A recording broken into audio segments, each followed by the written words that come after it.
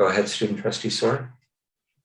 Thank you, Mr. Chair. Through you, I would like to thank trustee Watson as well as trustee Ramsey for bringing this motion forward. It has certainly been motivating some healthy conversations for the last couple of weeks. With that said, and as a student of WRDSB for the last 13 years, I recall no formal teaching of either CRT or the theory of white privilege in any of my WRDSB classrooms. In fact, aside from the factual discussion of residential schools and elementary school history and the occasional nuanced discussions each February as of late, elaborate discussions of race, history, and privilege are anything but abundant in our classrooms, perhaps for concerns already echoed by the motion. Granted, no progress can happen without open and transparent discussion, and all related parties have the right to freely raise questions and request answers with no fear of being automatically dismissed or frowned upon. Nonetheless, and while I support the request for a status report about CRT education in our classrooms, whether or not there is any, I'm deeply concerned with the message that the rest of the motion is sending to the student body, especially racialized students.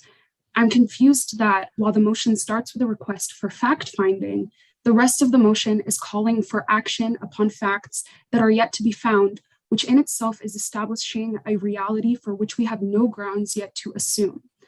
In contemplation, I have had the opportunity to openly discuss this motion with many students, racialized and non-racialized alike. And as a representative of the student body, I implore you to give more credit to all WRDSB students, students who wholeheartedly embrace our land acknowledgement each and every morning they go to school, then to assume they would automatically feel guilted or shamed by a factual, balanced educational discussion of very critical, although sensitive topics like race, history, equity, and inclusion. A discussion that, as far as I and many other students can tell, as of right now, is yet to be heard. I do appreciate trustee Watson voicing the concerns of the parents and students who have reached out to her, but with no prior establishing of the extent and nature, if any, of CRT and racial privilege in our classroom, or what effect said material has, if any, on the student body and their families. While I was in support of fact-finding, after Associate Director Reed's reply, I will be voting against this motion as a whole. Thank you. The first recommendation in the motion is that the Waterloo Region District School Board request that staff prepare a report and a presentation that explains the working definition of CRT and white privilege as they relate to the development of anti-racist lesson plans, as well as the grade levels that the plans are introduced. The second phrase is that this report and presentation be presented back to the board no later than the end of September 2022. Opposed. That staff also provide recommendations that will help support children if they internalize guilt and shame, and solutions that will help prevent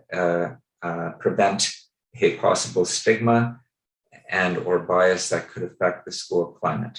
Opposed. On the fourth clause, that parents be provided supplemental material on the theory of white privilege before their students are taught white privilege. Opposed. The final clause is that a letter be written to the Minister of Education about parental concerns regarding CRT and or the theory of white privilege that are being taught to their children. Opposed.